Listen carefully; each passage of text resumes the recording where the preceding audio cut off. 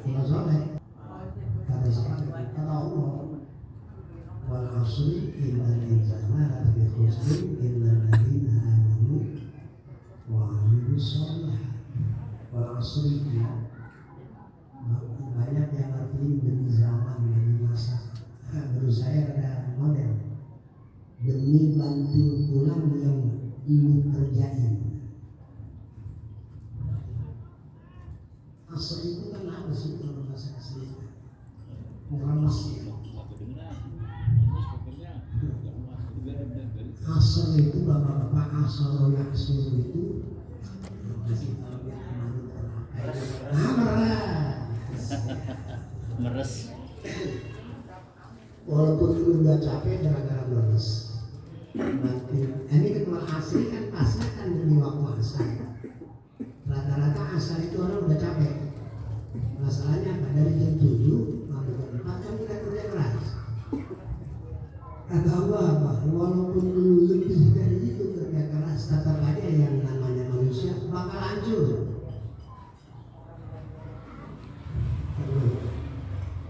Begitu aja ya.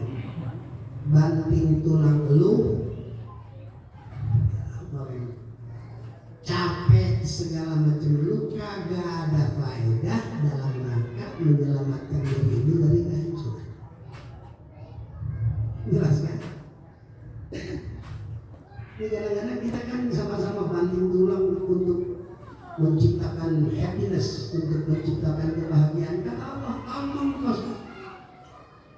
Yang pada banting tulang kata la fi khusrin, pakai lam muti ahlul qasab, yakin kedua hancur. Otomatis kan kita gimana ya, kecewa waduh, jangan sampai hancur nih. Insyaallah. Di situ ada harful istisna, pengecualian. Ini yang kita cari, yang mudah-mudahan kita masuk yang dikecualiin. Illal ladzina amanu, illal ladzina amanu wa 'amilus shalihat.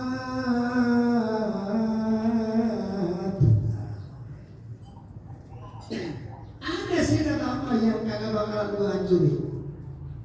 Tapi kudu punya modal, modalnya 4. Yang pertama amanu, iman menerima.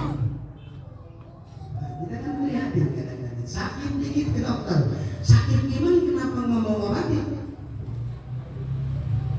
Ya kalau saya ngaji iman, cukup 1 ayat aja. Idza dzukirallahu wajilat qulubuhum wa idza tuliyat 'alaihim ayatuhu zadatuhum imana wa 'ala rabbihim yatawakkalun.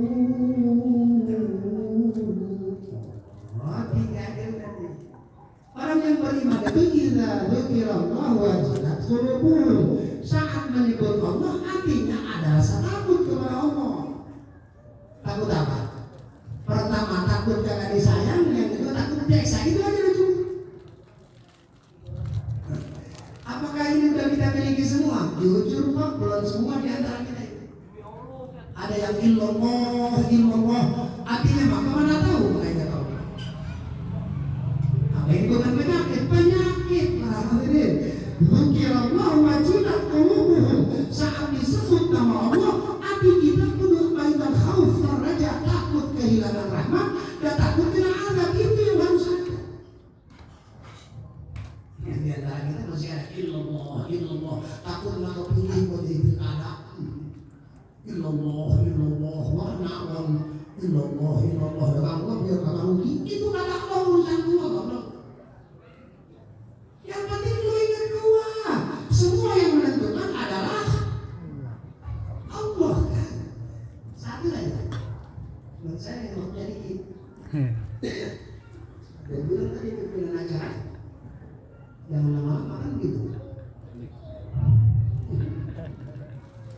Itu pimpinan daerah udah bisa dilihat lagi gitu. Mana bisa di sini.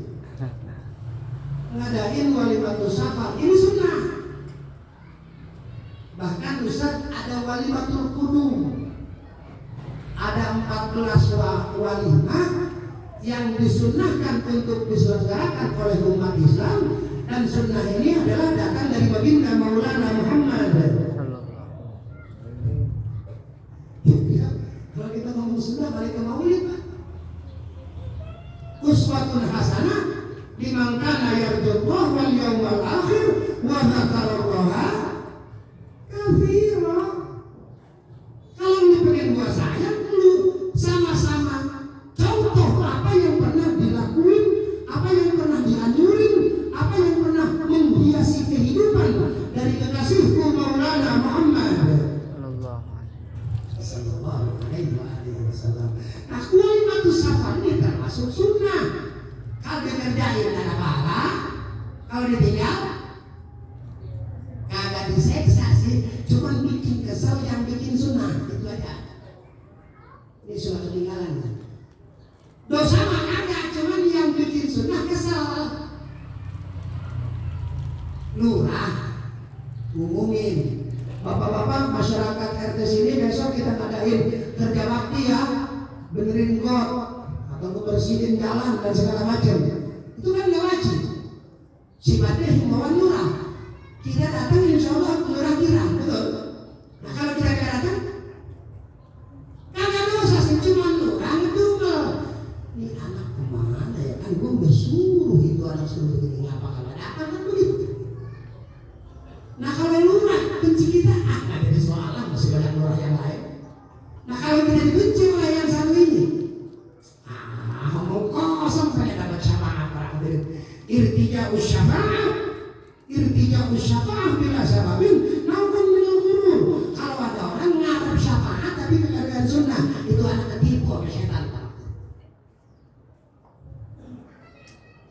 Ini jelas Pak omongan saya, bisa dipahami? Yang di belakang ya lanjut silakan Pak, cuma kuping pasang kembali. Sekali lagi, jadi walimatus safar itu termasuk sunnah. Maka adanya saya punya guru Mukarram Muhyiddin mengadakan walimatus safar, insya Allah ini tambahan buat kehidupan beliau dalam rangka meraih syafaat sebesar-besarnya daripada baginda Maulana Muhammad sallallahu alaihi. Yang paling program manusia dengan nama Nabi dan sholawat. Baginda Maulana Muhammad Allahumma salli ala Muhammad ya Rabbi salli alaihi wa sallim. Ayo bang, biar mereka salah jamaah.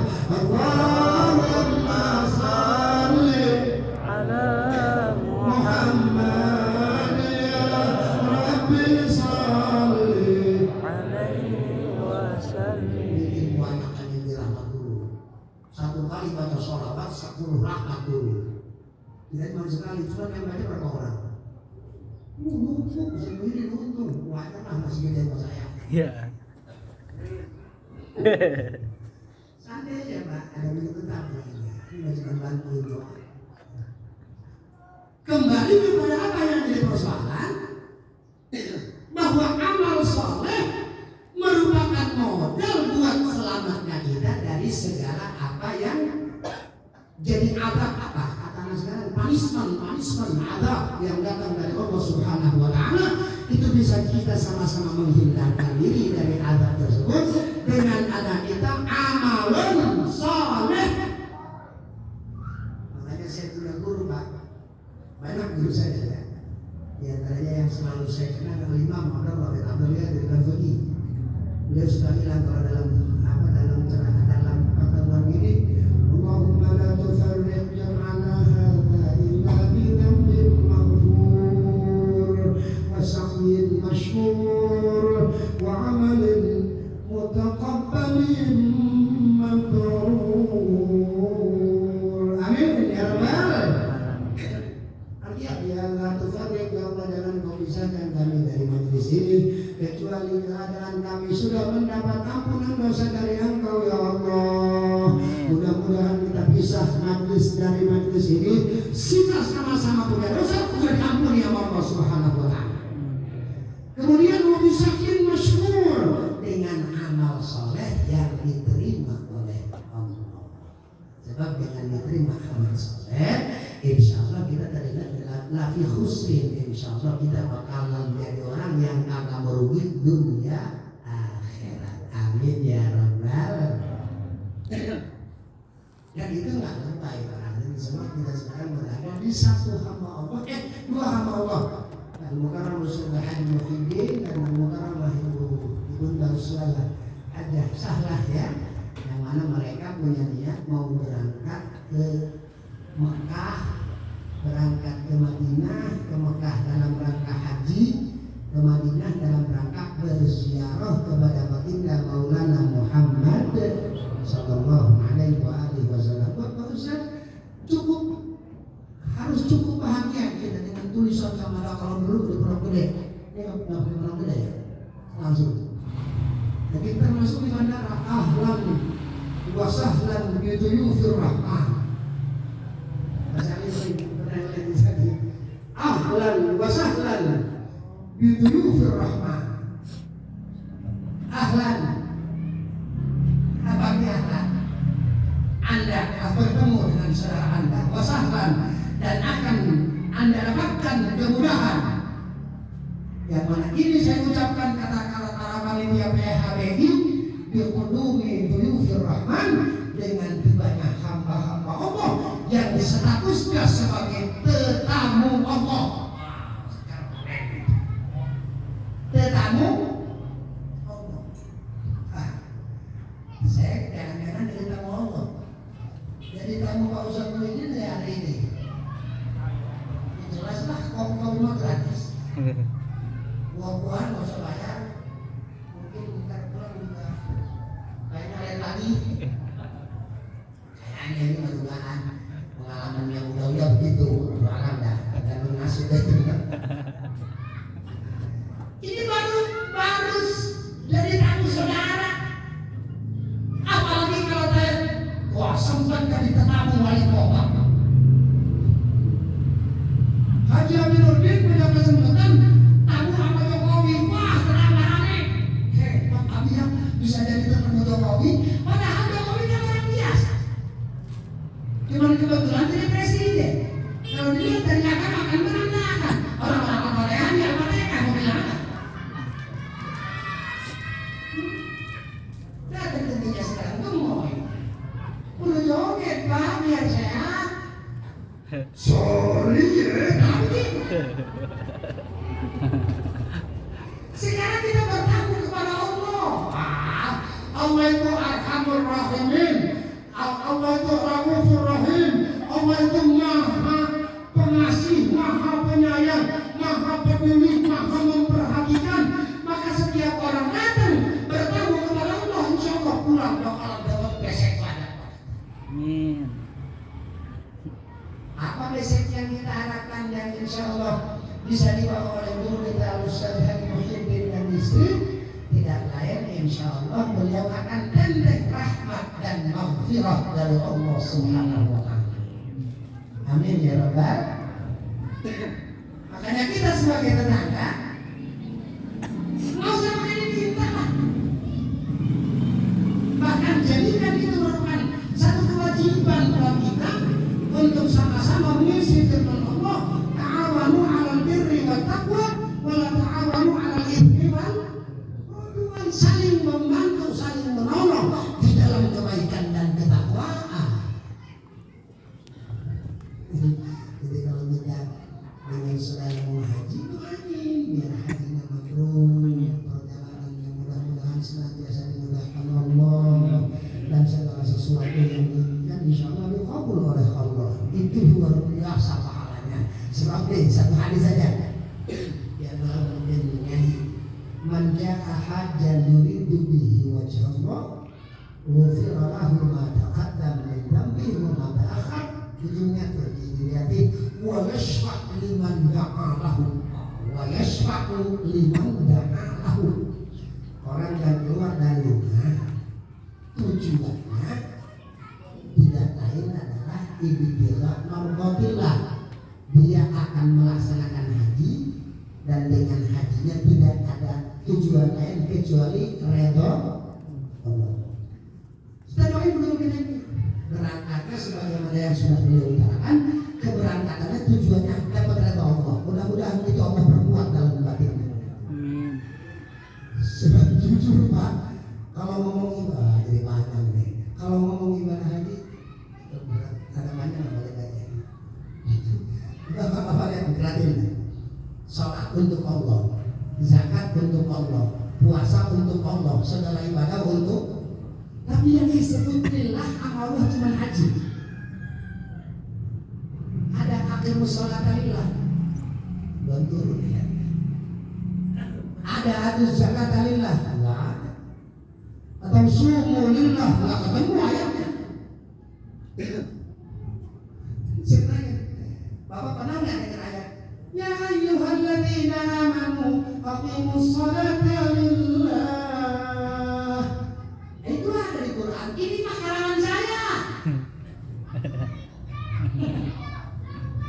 Atau bagilah, ya ayyuhalladzina amanu atuz zakata lillah. Nah, ada. Atau sumu ramadhana lillah. Ini mah kayak saya aja di Quran, kayak Quran. Ya kalau yang ngerti mungkin ya jangan-jangan itu Pak ulama karangan aja kayak ngaji. Iya kan? Fakullama kana bari fakubarul quwwat. Waktu Pak Habis. Pak, tadi kalau haji berarti atimul hajja wal umrata lillah. Nggak ketemu ibadah lain, makanya cuma haji. Karena Imam Ghazali ada apa ini? Makanya kita udah cerdas. Imam Ghazali ngasih apa? Manuskrip masih catatan kecil.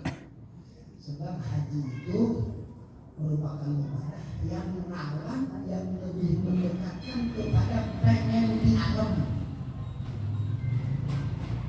Ibadah lain sama punya potensi buat di alam, tapi kalau yang haji rada beda, rada gedean peluang riaknya. Berapa deh? Ya kalau kita mau sholat ada yang antar ya anak kampung. Nah, berangkat sendiri ya. Kita mau ke Jakarta ke Jaksel mana? Puasa apalagi sebenarnya bukan. Tapi kalau haji yang anterin cuma mobil.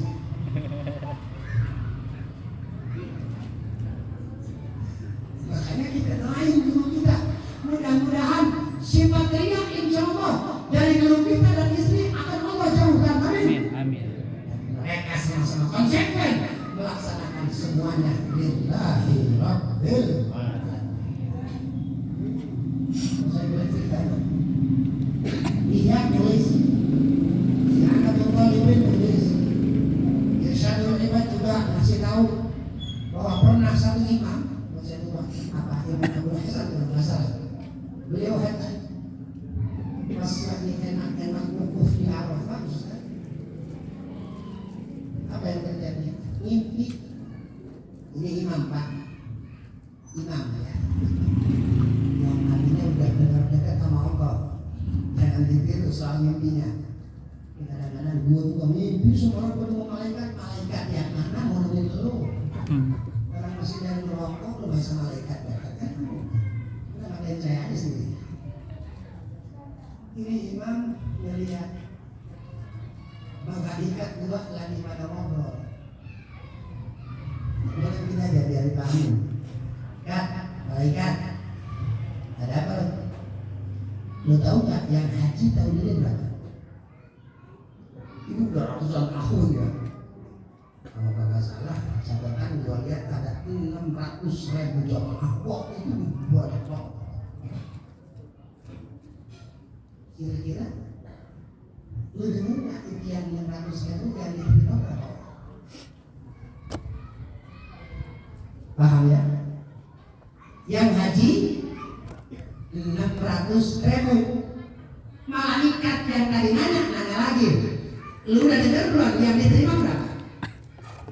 Ya kalau nggak boleh jujur walaupun 600.000 yang diterima cuma 6.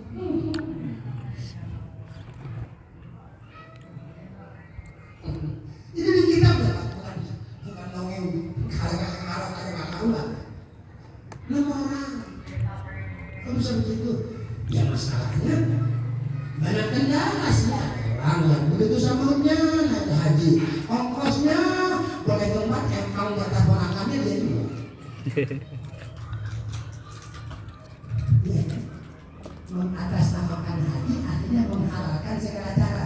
Ini kan ponakan punya apa hak mencing dengan ya udah buat haji masa kagak ya kalau diponakan bisa begitu itu menghambat dia terimanya haji ngomong. Ini saya kasih gambaran. Kita sholat, makin gamis, makin baju, harganya 200.000. Yang 190.000 halal, yang 100.000, yang 10.000, yang buat kancing haram, jangan diharap itu sholat diterima. Jelas? Yang jadi kita dikasih manfaat sama Allah. 200.000 harga pokok. Kita pakai sholat, ternyata 200.000 nggak halal semua.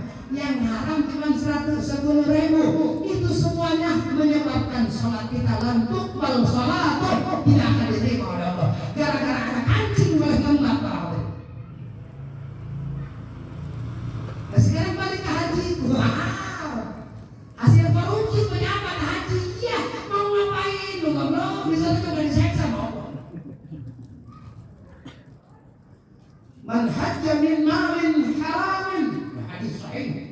Siapa tidak waktu masa orang yang haji dari barang yang haram, idza qala labbaik, apabila dia ucapkan kalimat labbaik, qala Allah subhanahu la labbaik wa la sa'daik.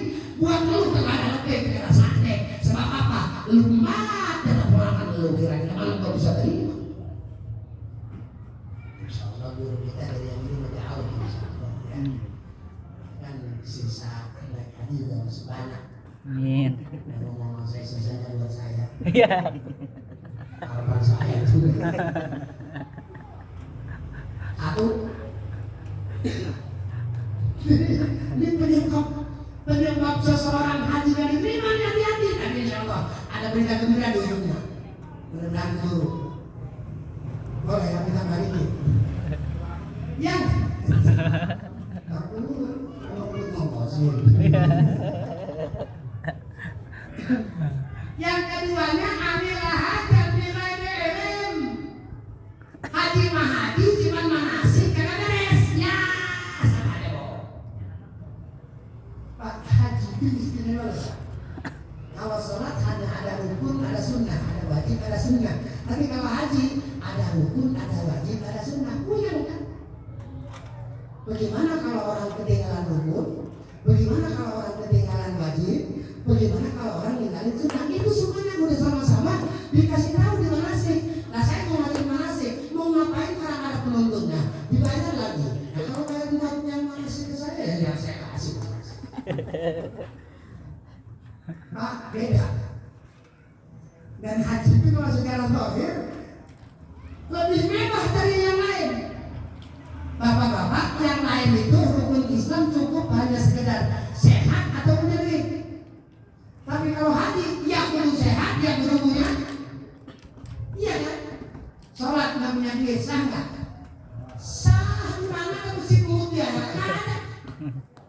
Walaupun kita sholat di gubah rumah sono, gratis.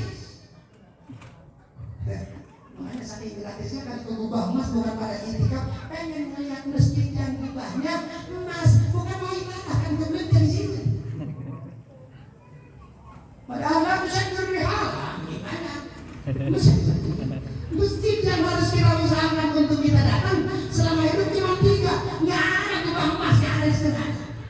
Al-Masjidil Haram, wal Masjidil Nabawi, wal Masjidil Aqsa alladzi fil Qudus di sana. Di apa namanya? Di Baitul Muqaddas. Khairul Huda nggak masuk. Darul Muttaqin, Darul Layani nggak masuk. Yang perlu kita usaha mati-matian bisa sampai ke sana cuma 3. Masjidil Haram, Masjid Nabawi, dan juga Masjid Aqsa. Kita udah tahu lah keistimewaan Masjidil Haram. 1 rakaat di Masjidil Haram sama atau bisa ngalahin 100.000 rakaat di Khairul Huda. Apa lagi? Darul Muttaqin namanya, Taliyah. Nggak ada jaminan apa. 1 rakaat di Masjid Nabawi sama dengan 10.000 rakaat. Tapi dalam pahala, jangan dianggap dalam pengamalan. Kadang-kadang ada dia pulang haji nggak sholat. Pas ditanya kenapa nggak sholat, bisa kan udah sudah rakaat gua, berarti kali berapa tahun gua nggak bisa sholat itu namanya haji goblok. Ini fil ajar dalam pahala, dan pahala itu jangan terlalu diharap semua di dunia, di akhirat, dan akhirat lebih penting. Kadang-kadang ngeselin umat Islam mengamalin segala sesuatu hanya dunia dulu, akhirat tidak dipikir. Anak santri pada surat tahfidz pengen kantor sampai cuma besok, nggak mikirinnya kalau gua mati hari selesai gua gara-gara gua baca surat tahfidz, insya Allah malaikat gak nyiksa gua sebab muka gua ada cahaya api. Jangan yang kesini datang ke kiai kalau pengen kaya lu baca waqiah.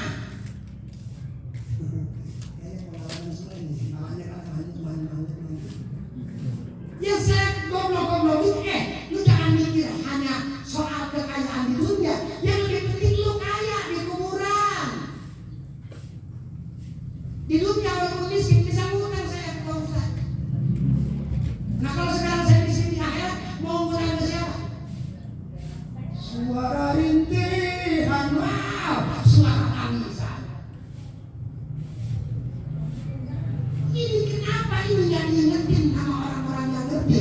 Walal akhiratu khairul laka minal.